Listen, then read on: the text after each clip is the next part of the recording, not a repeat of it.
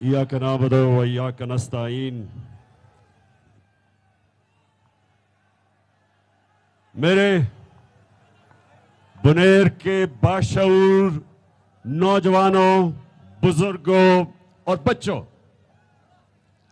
سب سے پہلے اتنی گرمی میں جس طرح کا میں آپ کا جذبہ اور جنون دیکھ رہا ہوں، میں آپ کو سلام کرتا ہوں۔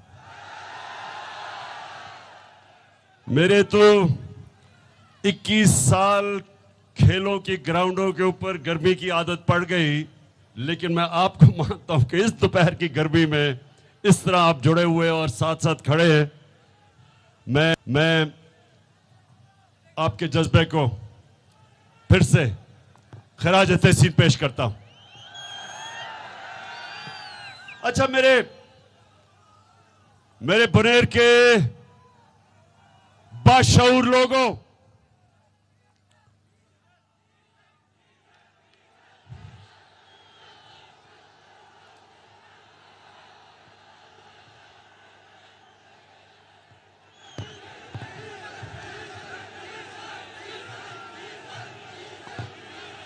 یہ دیکھیں، مسلمان ہمارے ایمان کا حصہ ہے کہ عزت بھی اللہ دیتا ہے، اور جب کسی کو ذلت ملتی ہے تو اللہ کی اجازت کے بغیر نہیں مل سکتی۔ تو جب بھی کوئی بھی جلسے میں جاتا ہوں، ابھی میں تقریر شروع ہی نہیں کرتا کہ ڈیزل کے نعرے لگنے شروع ہو جاتے۔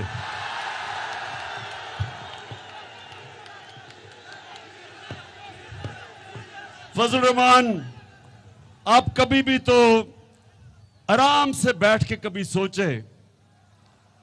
کبھی بیٹھ کے سوچیں کہ یہ اللہ نے آپ کو اتنی ذلت دی کیوں ہے؟ دین کے نام پہ سیاست، اور جدھر بھی موقع ملے مفاد پرستی۔ اس لیے جدھر بھی لوگ جمع ہوتے ہیں اور فضل الرحمان کو دیکھتے ہیں تو ان کو ڈیزل یاد آ جاتا ہے۔ میرے غیور پاکستانیوں،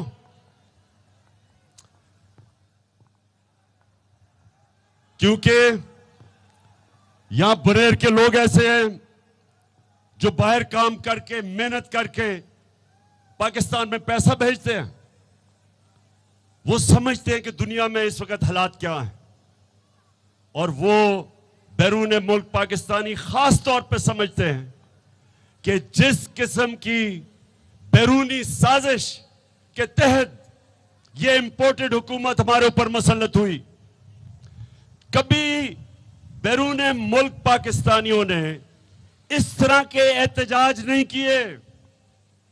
امریکہ میں، انگلینڈ میں، یورپ میں جدھر پاکستانی تھے، انہوں نے اس امپورٹڈ حکومت کے خلاف احتجاج کیے، اور انہوں نے متحد ہو کے ایک آواز لگائی کہ امپورٹڈ حکومت نامنظور۔ اب میں آپ کو، کیونکہ آپ باشعور نوجوان ہیں، میں دیکھ رہا ہوں سیاست آپ سمجھتے ہیں، تھوڑا سا میں اب آپ کو بتاتا ہوں کہ یہ کس قسم کی سازش ہوئی، کیوں ہوئی۔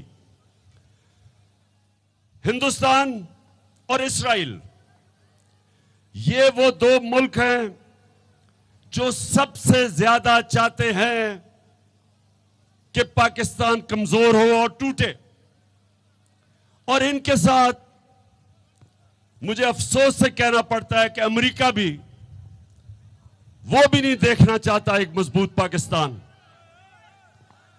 ان تینوں نے مل کے سازش کی۔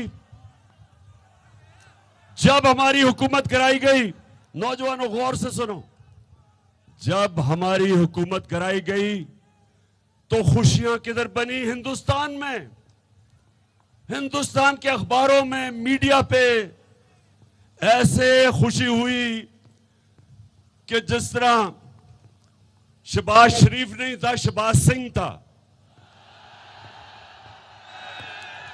یعنی انہوں نے اس کو اپنا بنا لیا، کیونکہ شریف خاندان کے بڑے گہرے تعلقات ہیں ہندوستان کی بزنس کمیونٹی سے. نریندر موڈی گھر میں شادی پہ بلایا گیا, خاص طور پہ موڈی کو بلایا گیا. وہ آدمی جس نے سب سے زیادہ مسلمانوں کے اوپر ہندوستان میں ظلم کیا, اس کو اس شریف خاندان نے اپنے گھر شادی پہ بلایا. یہ وہ لوگ ہیں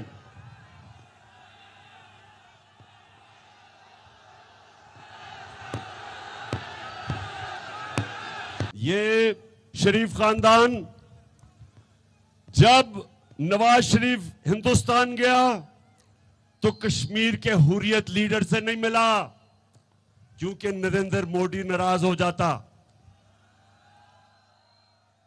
اپنی فوج کو جب نریندر موڈی پاکستان کے آرمی چیف کو دہشت گرد کہہ رہا تھا تو ساتھ ساتھ یہ بھی کہہ رہا تھا کہ نواز شریف تو ہمارا دوست ہے. اور کبھی نواز شریف نے نریندر موڈی کے خلاف ایک بات نہیں کی. کلبھوشن یادیو اس کے منہ سے نہیں نکلا.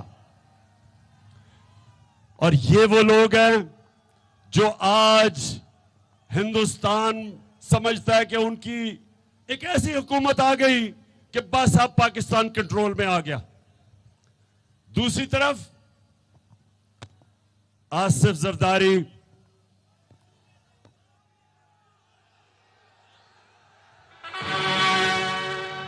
جاگ اٹھا ہے آصف زرداری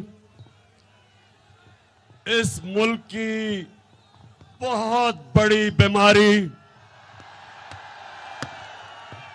اور اس کو بیماری کیا ہے؟ پیسے کی بیماری ہے. وہ پیسہ دیکھتا ہے تو اس کا جسم کانپنا شروع ہو جاتا ہے, اس کی کانپیں ٹانگنی شروع ہو جاتی ہے. تو زرداری ادھر نواز شریف اور اس کا خاندان یہ اس سازش کا حصہ بنے, اور انہوں نے امریکہ کے ساتھ مل کے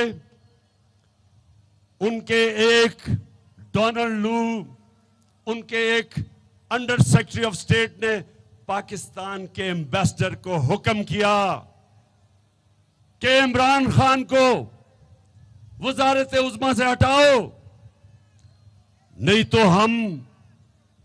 ہم تمہارے سے اچھے تعلقات نہیں رکھیں گے. بلکہ دھمکی دی, اور ساتھ یہ کہا کہ اگر تم عمران خان کو ہٹا دو گے تو ہم, کیونکہ پیچھے چیری بلاسم بوٹ پالش آئے گا, تو ہم بڑے خوش ہوں گے اور معاف کر دیں گے. میرے بجھوڑ کے باشعور لوگوں, اب میری غور سے بات سنو, غور سے سننی ہے آپ نے بات کہ ہوا کیا اس ملک کے ساتھ, ہمارے ملک کے ساتھ ہوا کیا ہے.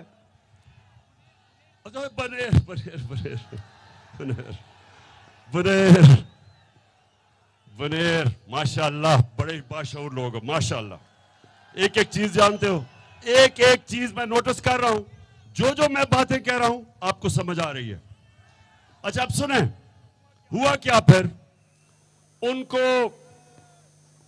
وہ مراسلہ بھیجتا ہے 7 مارچ کو. ڈونلڈ لو جو بات کرتا ہے ہمارے ایمبیسڈر سے امریکہ میں, 7 مارچ کو وہ لکھ جاتا ہے.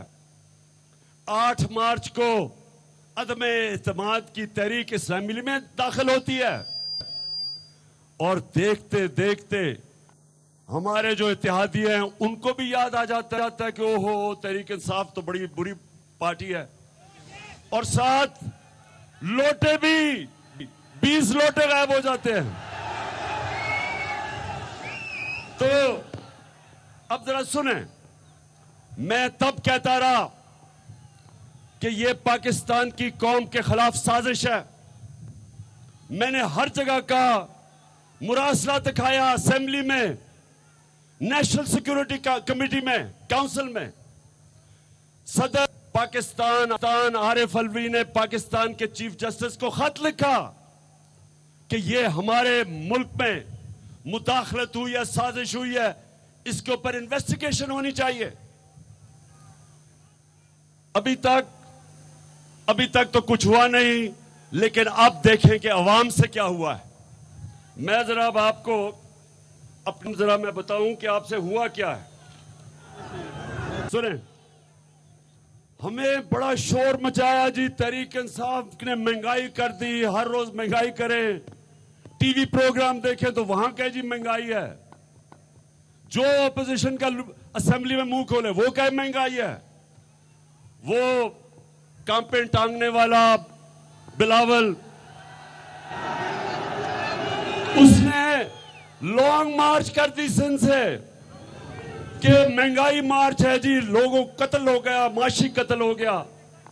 جو ان میں سے ٹی وی پہ آئے کہ جی عمران خان نے بجلی بڑھا دی, کوئی کہ اس نے کوئی گیس بڑھا دی, کوئی کہ آٹا بڑھا دیا. تو میں آج اللہ کا شکر ادا کرتا ہوں, اللہ الحق ہے, سچ کا خدا ہے, سچ نہیں چھپتا. اللہ کا حکم ہے قرآن میں کہ سچ ہمیشہ لوگوں کے سامنے آئے گا. تو یہ ذرا آج دیکھ لیں کہ امپورٹڈ حکومت تھے. اب ذرا سنیں, 3.5 سال میں پاکستان میں آٹے, ہمارے دور میں آٹا کتنا قیمت بڑھی 3.5 سال میں؟ 326 روپے.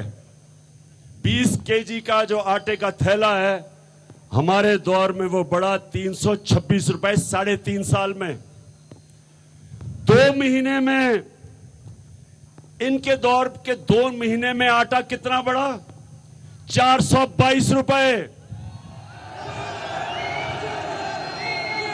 آٹا بنیادی چیز. اور محمود خان مجھے کہہ رہے ہیں کہ پختونخوا میں اس سے بھی مہنگا ہے, پنجاب سے زیادہ مہنگا ہے. اب دوسرا سنیں, چاول, باسمتی چاول, 1 kg چاول ہمارے دور میں بڑا 3.5 سالوں میں 40 روپے. ان کے 2 مہینے میں 55 روپے بڑا ہے. 2 مہینے میں. گھی, اب ذرا یہ سنیں, گھی ہمارے دور میں 1 لیٹر 3.5 سال میں گھی کتنا بڑا ہے؟ 213 روپے. ان کے 2 مہینے میں گھی کتنا بڑا ہے؟ 200 روپیہ. 200 روپیہ بڑا ہے.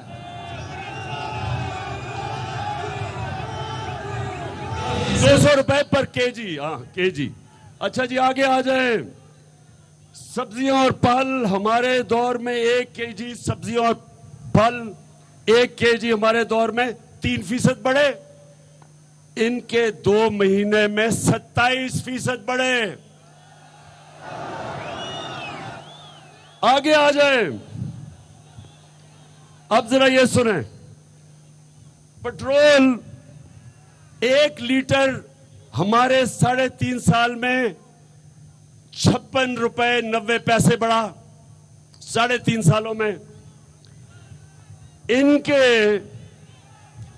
کے 2 مہینے میں کتنا بڑھا ہے؟ 60 روپے. 60 روپے بڑھ گیا 2 مہینے میں. لیکن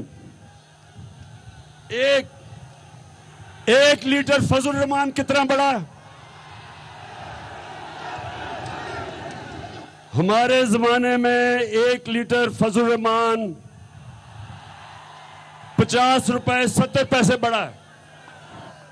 ان کے 2 مہینے میں 60 روپیہ فضل الرحمان بڑھ گیا. اور یہ جو ابھی میری قوم کو ان گرمی میں, جو اب ایک تو لوڈ شیڈنگ ہے, انتہا کی لوڈ شیڈنگ ہے, لیکن اب جو اصل لوگوں کے اوپر جو بجلی کی قیمت کا بم پھٹنے لگا ہے وہ آپ ذرا سن لیں. ہم نے اپنے 3.5 سال میں 1 یونٹ بجلی 6 روپے بڑھائی. 6 روپے. انہوں نے 2 مہینے میں بجلی 10 روپے بڑھائی ہے یونٹ.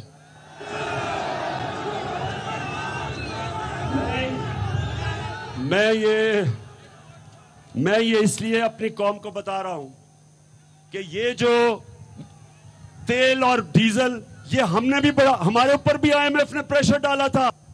آئی ایم ایف ہمیں بھی کہہ رہی تھی کہ ان کی قیمتیں بڑھاؤ, لیکن ان میں اور ہمارے میں, ان میں اور ہمارے میں کیا فرق ہے؟ ان کی جو لیڈرشپ ہے وہ باہر بیٹھی ہوئی ہے, پیسہ باہر ہے, گھر باہر ہیں, جائیداد باہر ہے, بزنس باہر ہے, بچے باہر ہیں. ان کو کیا کہ پاکستان میں کیا ہو رہا ہے, ان کا پاکستان میں کیا سٹیک ہے, ان کو کیا فرق پڑتا ہے کہ یہاں لوگ مہنگائی کے سمندر میں ڈوبیں گے. ان کو کیا فرق پڑتا ہے کہ جب 1 لیٹر ڈیزل اور پٹرول 60 روپے کا بڑھے گا 8 دنوں میں, تو کیا عام آدمی کی زندگی کے اوپر صرف یہی نہیں کہ آپ کی ٹرانسپورٹ پہ فرق پڑے گا, اس کا ہر چیز پہ فرق پڑے گا. اس کا بجلی کے اوپر, ہر چیز کے اوپر پٹرول اور ڈیزل کا فرق پڑے گا. جس کی وجہ سے ہم نے, جب ہمیں آئی ایم ایف نے کہا کہ بجلی کی قیمت بڑھاؤ, پٹرول اور فضل الرحمان کی, تو ہم نے کیا کیا؟ ہم نے آئی ایم ایف کی کہنے پہ بجائے بڑھانے کے ہم نے 10 روپے لیٹر قیمت کم کی. ہم نے اور جگہ سے پیسہ نکالا, ہم نے اپنے لوگوں کو ریلیف دیا, مہنگائی سے بچایا, بجلی کی قیمت روکی بڑھنے سے, اپنی اور چیزیں کاٹی, پیٹ کاٹ کے عوام کو بچایا. کیونکہ ہمارا جینا مرنا پاکستان میں ہے. عمران خان نے باہر کمائی کی, میں باہر کرکٹ کھیلتا تھا, میں نے باہر کمائی کی, سب کچھ بیچ کے میرا سب کچھ پاکستان میں, جینا مرنا پاکستان میں ہے. ان کے لوگ, نواز شریف ادھر بیٹھا ہوا ہے, جب چھٹیاں باہر, عیدیں باہر, 24 دفعہ یہ جب پرائم منسٹر تھا اس نے برطانیہ کے ٹور کیے, 24 دفعہ یہ برطانیہ گیا, 22 دفعہ نجی دوروں پہ, پرائیویٹ دوروں پہ. آصف زرداری 50 دفعہ دبئی پرائیویٹ دورے کیے اس نے. عمران خان نے ایک پرائیویٹ دورہ نہیں کیا, کیونکہ میرا گھر پاکستان ہے. تو یہ لوگوں کو, ان کو پاکستان کا کتنا فکر ہوگی یہ دیکھ لیں. یہ جو انہوں نے مہنگائی کا بم پھٹوا, ایٹم بم پھینکا ہے, ان کو کیا فکر ہے؟ یہ ہیں امریکہ کے غلام, یہ آئی ایم ایف کے غلام ہیں, یہ باہر سے ڈکٹیشن لیتے ہیں, یہ سارے فیصلے کرتے ہیں جو ان کو باہر سے حکم ملتا ہے. کیونکہ ان کا پیسہ جب باہر پڑا ہو تو بنیر کے نوجوانوں یہ سن لو, اگر میرا بھی پیسہ باہر پڑا ہوتا تو میں ان کے سامنے ایبسلیوٹلی ناٹ نہ کہتا. کیونکہ روسیوں کا آج تعلقات خراب ہے امریکہ کے روسیوں سے. ان کے روسیوں کے بڑے بڑے امیر لوگوں کی جائیدادیں ضبط کر رہے ہیں, ان کے بینک اکاؤنٹ ضبط کر رہے ہیں. تو یہ بھی ان کو بھی ڈر ہے, زرداری اور شریف کو, ان دونوں خاندانوں کو, کہ انہوں نے اربوں روپیہ اس ملک کا چوری کر کے جو باہر رکھا ہوا ہے, یہ کبھی ان کے سامنے بات نہیں کر سکتے. جب ان کے دور میں 2008 سے لے کے 2018 تک 400 ڈرون اٹیکس ہوئے پاکستان پہ, 400 ڈرون اٹیک, بے قصور لوگ مارے گئے, عورتیں بچے مارے گئے, امریکہ کی جنگ بھی لڑ رہے ہیں, اور وہ ہمارے اوپر ہی ڈرون اٹیک کر رہے ہیں. یہ دنیا کی تاریخ میں کبھی نہیں ہوا. لیکن یہ تو ایک دفعہ ان کے منہ سے نہیں نکلا کہ یہ سارے انسانی حقوق کے خلاف ہے, یہ انٹرنیشنل لاز کے خلاف ہے, کہ آپ فیصلہ کریں دہشت گرد کون ہے اور آپ ہی مار دیں. میں بار بار بتاتا ہوں کہ ہمارا بڑا دہشت گرد لندن میں 30 سالوں سے بیٹھا ہوا ہے. کون ہے وہ؟ پوچھ رہا ہوں. कौन है वो जो अजीब अजीब बातें करने वाला है, जिसने सबसे ज्यादा कत्ल करवाया अल्ताफ हुसैन ने कराची में, आज लंदन में बैठा हुआ 30 साल से? क्या बरतानिया हमें इजाजत देगा कि हम ड्रोन अटैक करके उसको मार दें? कभी इजाजत नहीं देगा, क्योंकि वो कहेगा हमारे मुल्क का कानून ये कहता है कि अदालत में पहले साबित करो वो दहशतगर्द है। और हमारे मुल्क में 400 ड्रोन अटैक करके वो लोगों को इन्होंने मारा, देहातों के अंदर बम फट रहा है, कौन नीचे मर रहा है किसी को नहीं पता। जो मरता था, क्योंकि ये साथ मिले हुए थे उनके, हर कोई को दहशतगर्द कह देते थे, कभी तफ्तीश नहीं हुई। और जब बम फटता है तो उसमें तो टुकड़े हो जाते हैं इंसानों के, कैसे पता है कौन मरता है? और ये दो सरबरा जरदारी और नवाज शरीफ एक दफा इन्होंने इसकी मजम्मत नहीं की, क्योंकि ये पैसे के गुलाम है और पैसा बाहर पड़ा है।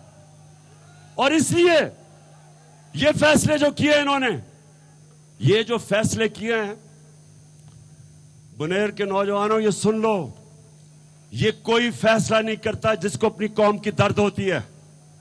कभी कोई ऐसे फैसले, 60 रुपए लीटर आप एक हफ्ते के अंदर बढ़ा दें, और आप सोचे ही ना कि आम आदमी का क्या हाल होगा, तनख्वाहदार का क्या हाल होगा, और ऊपर से बिजली डबल कर दें। आप समझते हैं कि क्या इनके पास भी वो बाहर स्विस बैंक अकाउंट में और ओवरसीज ऑफशोर अकाउंट्स में पैसे पड़े हैं आपकी तरह? क्योंकि यहां जब रुपया गिरता है तो इनकी दौलत में इजाफा हो जाता है, क्योंकि इनकी दौलत डॉलर्स में है, बाहर पड़ी है, डॉलर में इजाफा हो जाता है, दौलत बढ़ जाती है, पाकिस्तानी गरीब हो जाते हैं। तो मेरे बुनेर के नौजवानों, जरा एक और चीजें मैं आपको बताऊं। अल्लाह का करम, अल्लाह का करम क्या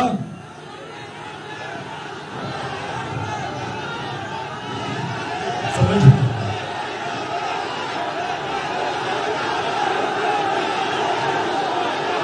अच्छा, ये तो मैंने आपको महंगाई बता दी। अब जरा गौर से, क्योंकि आप शऊर वाले नौजवान हो, बड़े गौर से सुनो कि हमारी माइशत को क्या हुआ है। बुनेर, ये जरा नौजवानों सुनना है आपने।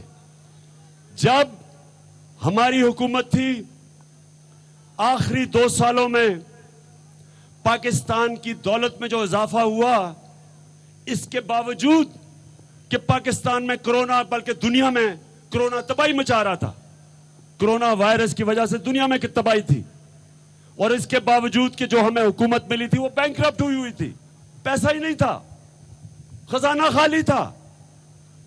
उस दौर में हमें हुकूमत मिली, ऊपर से कोरोना आ गया। सुने जरा, आखिरी 2 साल में अल्लाह का करम है, इंसान कोशिश करता है, कामयाबी तो अल्लाह देता है।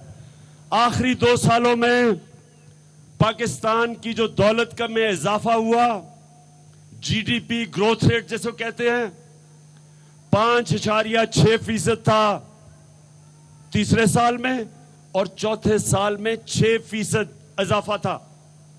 ये समझ जाएं कि हमारी तारीख में ये तकरीबन सबसे वो दौर था जिधर सबसे ज्यादा इजाफा हुआ दौलत में। इस दौर में हमने जो किसानों की मदद की, हमारी जो 5 बड़ी फसलें हैं उनमें रिकॉर्ड पैदावार हुई, क्योंकि हमने किसानों को पैसा पूरा दिलवाया। जो गन्ने के किसान थे उनको बेचारों को पैसा नहीं मिलता था, शुगर माफिया उनको कम उनकी गन्ने की कीमत देता था, फिर पैसे भी नहीं साल तक देता था। हमने ये चेंज किया, उनको पैसे दिलवाए, पूरी कीमत दिलवाई, कानून बताया। जब उनके पास पैसा आया, उन्होंने अपनी जमीन पे लगाया, और हमने पिछले साल 4 बड़े फसलों में रिकॉर्ड हमारी फसलों की प्रोडक्शन हुई। इस साल फिर 4 फसलों में रिकॉर्ड प्रोडक्शन हुई सिवाय गंदम के। तो ये किसानों के पास पैसा आया। इंडस्ट्री, अयूब खान के बाद सबसे ज्यादा इंडस्ट्री में पिछले 2 साल में तरक्की हुई। ہم نے اپنے ریزروز بلڈ کیے. ریزروز کا مطلب کہ اگر آپ فورن ایکسچینج ریزروز نہیں تو آپ کے روپے گر جاتا ہے, روپے کی قیمت کم ہو جاتی ہے, تو وہ بلڈ کیے. تو جب انہوں نے سازش سے ہماری حکومت گرائی, ذرا اب سنیں 2 مہینے میں پاکستان میں کیا ہوا. ہماری جو ریکارڈ ایکسپورٹس ہو رہی تھی 10% مئی کے مہینے میں اس میں کمی آ گئی ہے. اس کا مطلب کہ جو ہمارا تجارتی خسارہ ہے وہ $4 ارب سے بڑھ چکا ہے مئی کے اندر. پھر ہمارے جو ریزروز تھے جو ہم نے محنت کر کے 3.5 سال میں اوپر لے کے گئے تھے وہ واپس ادھر آ گئے ہیں. جب ہماری حکومت آئی تھی تب $9.7 ارب کے جو ریزروز تھے وہ واپس ادھر چلے گئے ہیں. یعنی ہم نے جتنا ریزروز اوپر چڑھائے تھے وہ سارے واپس چلے گئے ہیں, اور جس کی وجہ سے 20% کمی ہوئی ہے روپے میں. آج روپیہ 200 روپے سے اوپر چلا گیا, ڈالر جو ہے وہ 200 روپے سے اوپر چلا گیا. اس کی ابھی اور مزید مہنگائی آئے گی. اور یہ صرف 2 مہینے میں جو حکومت ہم چھوڑ کے گئے تھے اور جو انہوں نے کیا. سٹاک مارکیٹ 10% نیچے گر چکی ہے. اس کا مطلب 700 ارب روپیہ سٹاک مارکیٹ سے نکل چکا ہے. اور پھر جو سود ہے 15.5% سود پہنچ گیا ہے.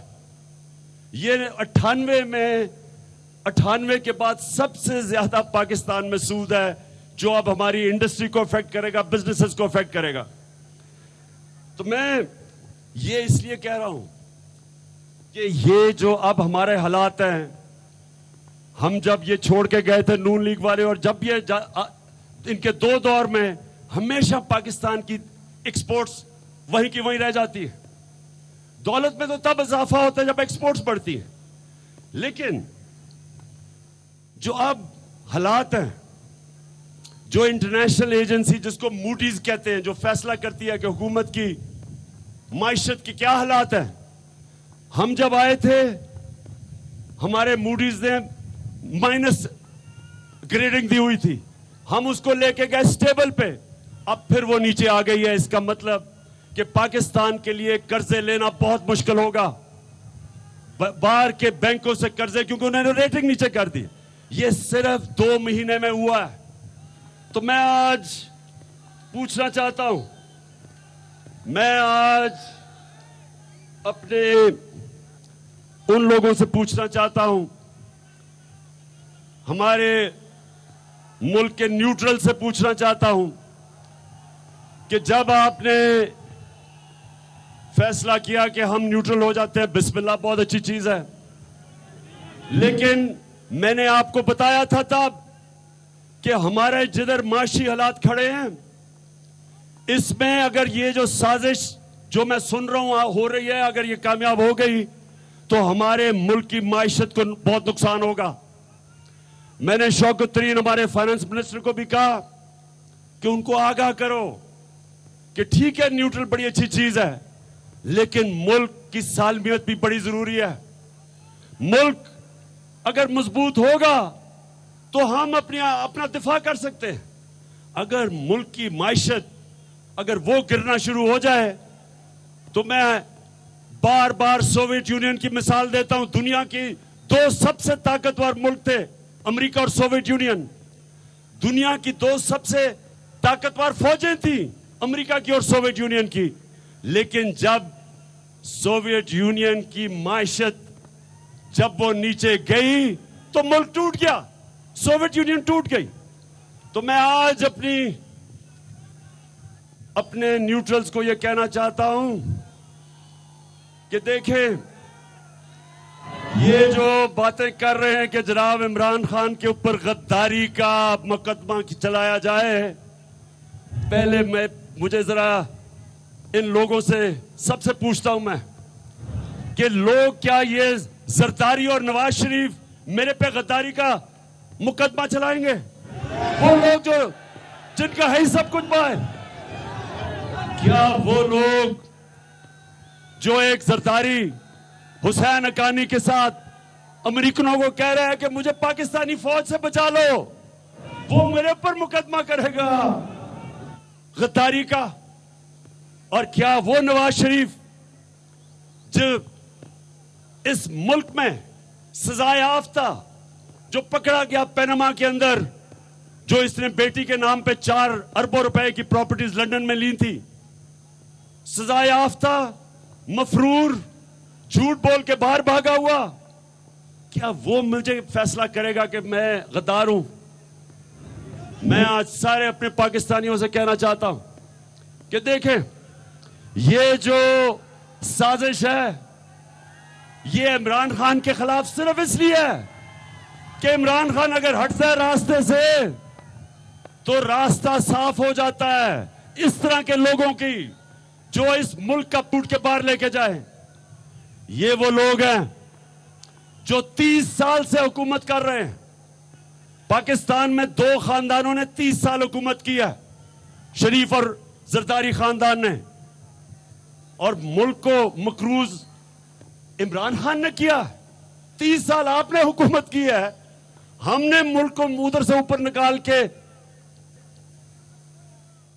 سسٹینیبل گروتھ یعنی کہ صحیح راستے پر لگایا، پٹری پر چڑھایا، سازش سے گورنمنٹ کروا کے، اور اب جب انہوں نے دیکھا کہ ساری قوم آج اس سازش کو سمجھ بیٹھی ہے، اس کے خلاف ہے، ان غداروں کے اور چوروں کے، تو آج یہ کوشش کر رہے ہیں کہ عمران خان کو راستے سے ہٹائیں غداری کا مقدمہ کر کے۔ جب IMF نے ہمارے پہ بھی زور لگایا کہ یہ قیمتیں بڑھاؤ، عوام پہ خرچے کم کرو، ہم نے IMF کا پریشر برداشت کیا، اور یہ یاد رکھے ہم وہ ملک ہیں جس نے پہلی دفعہ اس ملک کی تاریخ میں جو سب سے بڑا فلاحی کام، صحت کارڈ، جو ہر خاندان کو ہم ہیلتھ انشورنس دی کہ کوئی بھی جا کے کسی بھی ہسپتال میں اپنا علاج کروا سکے، یہ کبھی پاکستان کی تاریخ میں ایسا کام نہیں ہوا۔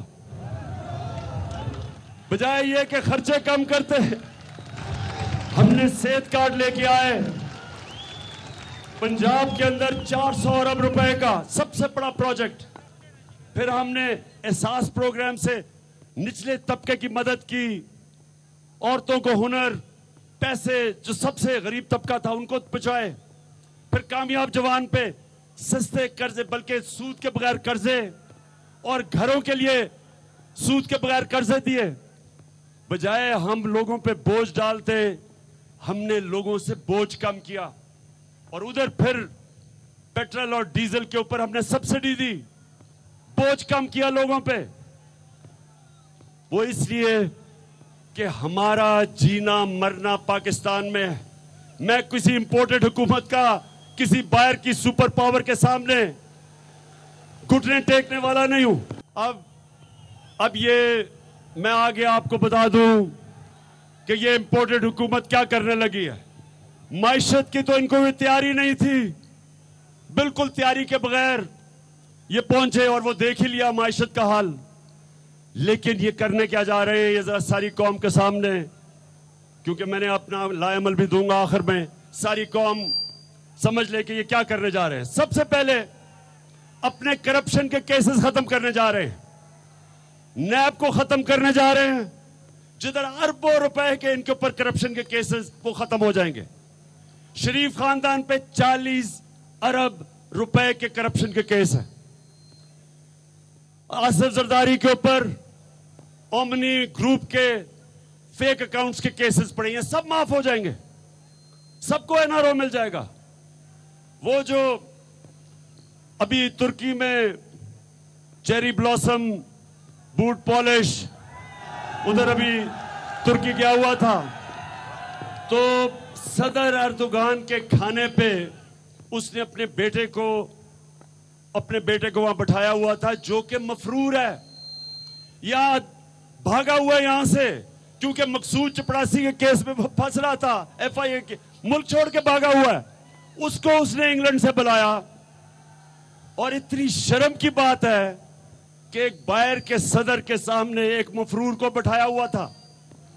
مفرور، یہ یاد رکھیں، کوئی بھی مفرور کسی بھی شہری کے سامنے جائے تو وہ اس کو حوالت میں لے سکتا ہے، آپ کو پتا ہونا چاہیے کہ وہ اس کو اریسٹ کر سکتا ہے. تو وہ وہاں صدر کے ساتھ بیٹھا تھا. اور اس سے کیا ثابت ہوتا ہے کہ یہ جب سے چور آئے ہیں اس ملک کی اخلاقیات بھی تباہ.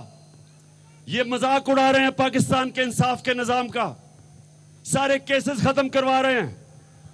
اور پاکستان کا انصاف کا نظام صرف وہ ہو جائے گا جدھر چھوٹا چور جیلوں میں جائے گا اور بڑے بڑے ڈاکو بڑے بڑے ایوانوں میں بیٹھیں گے. ہمارے نبی صلی اللہ علیہ وسلم نے کہہ دیا تھا, یہ میں ساری قوم کو بار بار بتاتا ہوں, انہوں نے کہا کہ جو قوم طاقتور مجرم کو سزا نہیں دے سکتی اور صرف چھوٹے چوروں کو جیلوں میں ڈالتی ہے وہ قوم تباہ ہو جاتی ہے. جس قوم میں انصاف نہیں ہوتا وہ تباہ ہو جاتا ہے. تو اس لیے ہم سب نے مل کے ان کے خلاف جہاد لڑنی ہے, ان سے آزادی کی جہاد لڑنی ہے, حقیقی آزادی لینی ہے ان سے. تو میں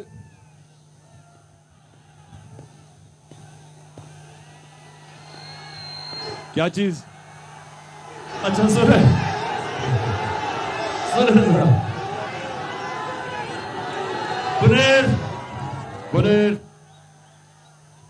سنیں ذرا. انہوں نے سب سے پہلے میں نے آپ کو بتایا انہوں نے کرپشن کیس ختم کرنے آئے اس لیے تھے. نمبر 2 انہوں نے الیکشن کے اندر دھاندلی کر کے پوری تیاری کر رہے ہیں الیکشن جیتنے کی. الیکشن کمیشن کو ساتھ ملایا ہوا ہے. حلقہ بندیاں کے اندر انہوں نے پہلے سے ہی میچ فکس کیا ہوا ہے, پہلے سے تیاری کی ہے, کیونکہ ویسے تو یہ الیکشن جیت نہیں سکتے. یہ جب بھی پبلک میں جائیں گے ان کو 2 نعرے لگیں گے, چور اور غدار. تو پبلک میں تو یہ جا نہیں سکتے. تو اس لیے الیکشن کمیشن کو ساتھ ملا کے پورا میچ فکس کرنے کی کوشش ہو رہی ہے. دوسری چیز. اور تیسرا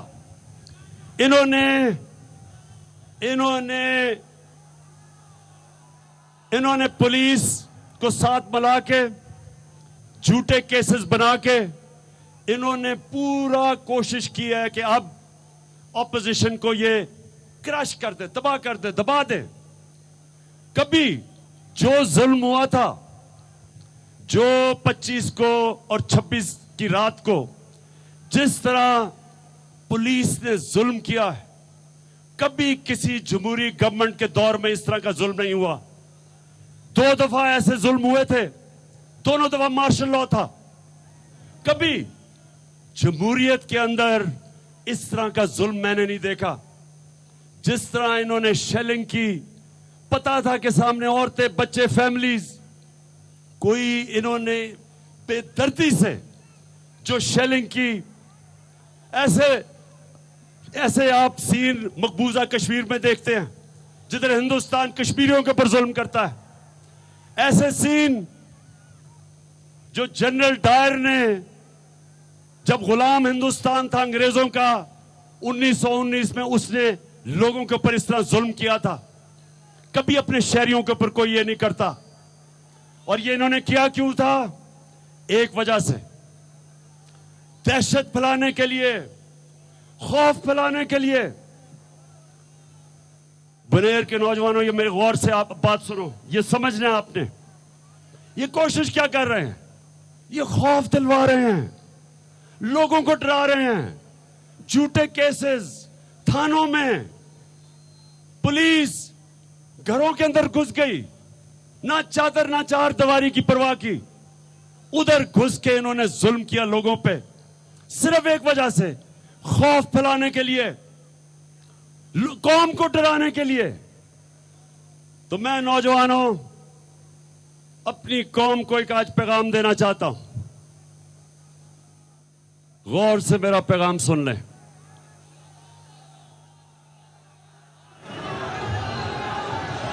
جب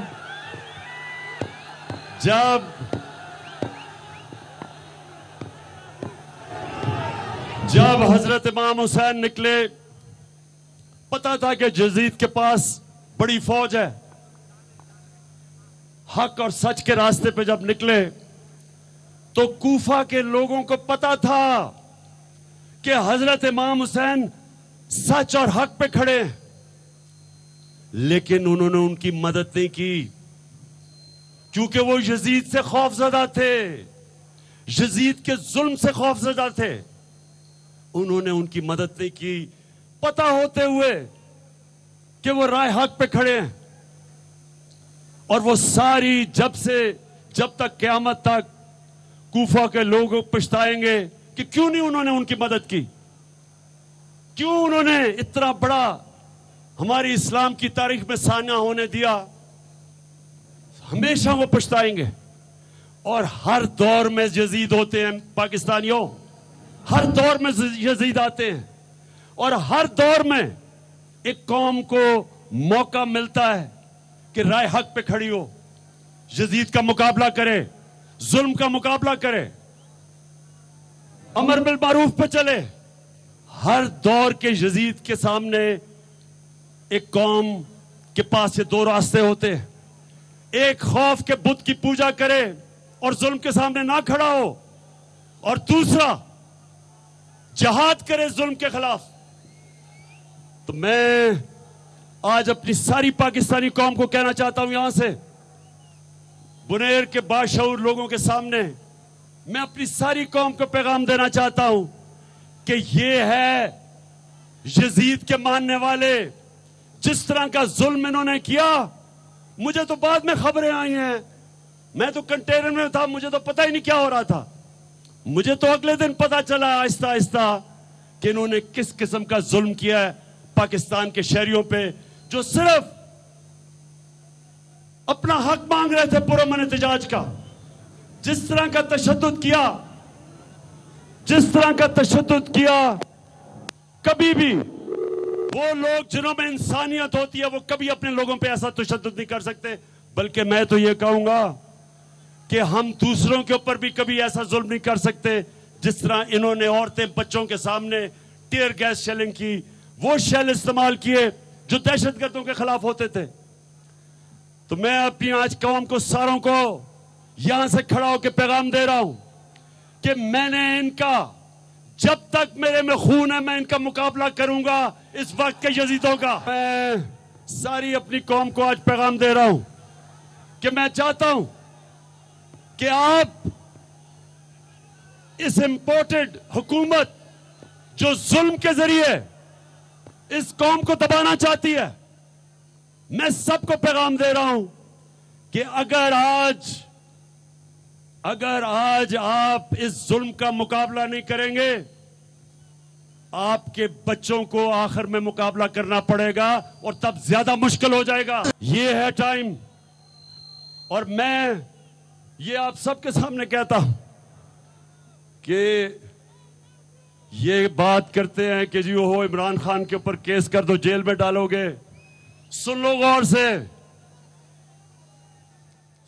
سے سن لو، جیل تو چھوٹی چیز ہے، میں تو اپنی جان کی قربانی دینے کے لیے تیار ہوں۔ سپریم کورٹ نے، ہم انتظار کر رہے تھے سپریم کورٹ کا فیصلہ تاکہ میں اناؤنس کروں کہ جب ہم پھر نکلنے لگے ہیں، لیکن مجھے اب سپریم کورٹ کے فیصلہ ایک ایسا آیا ہے کہ میرے وکیلوں نے آج مجھے بتایا کہ تھوڑی آپ کو انتظار کرنی پڑے گی، کیونکہ اس فیصلے میں کئی ایسی چیزیں ہیں جو ابھی اس کی وضاحت ہونے والی ہے۔ لیکن میں آج یہاں کھڑا ہو کے اپنے سپریم کورٹ کو یہ ضرور پیغام دینا چاہتا ہوں اپنی ساری قوم کے سامنے کہ دیکھیں، میں تو وہ پاکستانی ہوں جو 40 سال سے میری قوم جانتی ہے، مجھے 40 سال سے جانتی ہے قوم۔ میں نے آج تک نہ کبھی اس ملک کا قانون توڑا ہے، نہ میں نے کبھی اپنے لوگوں کو کہا کہ اس ملک کا قانون توڑو۔ ہمیشہ احتجاج ہم نے پرامن کیا، 126 دن کا دھرنا دیا، ہم نے سارے لوگوں کو پرامن رکھا۔ ہم کبھی نہیں چاہیں گے کہ ہم اس ملک کا قانون توڑیں اور ہماری قوم کا اپنی سیکیورٹی ایجنسیز کے سامنے، اپنی پولیس، اپنے رینجرز کے سامنے ان کا کلیش ہو، ان میں انتشار ہو، کیونکہ رینجرز بھی اپنے ہیں، پولیس بھی اپنی، عوام بھی اپنی ہے۔ फौज भी अपनी है। इसलिए मैंने कभी ये नहीं कहा अगर हम तोड़ फोड़ करते हैं अपने मुल्क का नुकसान होता है, क्योंकि मैं तो लंदन में नहीं रहता, मेरे तो बाहर असासे नहीं है, मेरा तो जीना मरना यहां है। तो इसलिए जो आपने कमेटी बनाई है, मैं अपने जजेस से यहां अपील करता हूं कि उस कमेटी के अंदर, वो सारी सरकारी कमेटी है, उसके अंदर मेहरबानी करें, बड़े एहतराम से मैं कहता हूं कि कोई सिविल सोसाइटी से लोगों को डालें ताकि आपको दूसरी तरफ से पता तो चले इन्होंने किया क्या हमारे साथ। अगर आप सारे सरकारी कमेटी बना देंगे तो वो तो आप बेहतर हैं, सुप्रीम कोर्ट तो बेहतर जानता है कि जब तक दोनों तरफ से राय ना मिले तो फैसला नहीं जज करता। तो मेरा बस एक ये था, और अपनी कौम के लिए आखिर में, बुनेर के लोगों मेरी बात सुन लो, त्याना मैं आपको कॉल दूंगा और आपने सब ने आना है, और हमने अपनी हकीकी आजादी की जंग जब तक हम जिंदा हम लड़ते रहेंगे। पाकिस्तान जिंदाबाद। अहम तरीन खबरें अब एक क्लिक की दूरी पर। हर लम्हा बाखबर रहने के लिए सब्सक्राइब करें हमारा YouTube चैनल। अपने मोबाइल फोन से मुल्की और बैनुल अक़वामी अहम खबरों तक रसाई के लिए डाउनलोड कीजिए मोबाइल ऐप। बामसूख ज़राए से मुसद्दिका खबरों, तज्ज़ियों और तबसरों से मुस्तफीद होने के लिए विजिट कीजिए पाकिस्तान की सबसे बड़ी न्यूज वेबसाइट।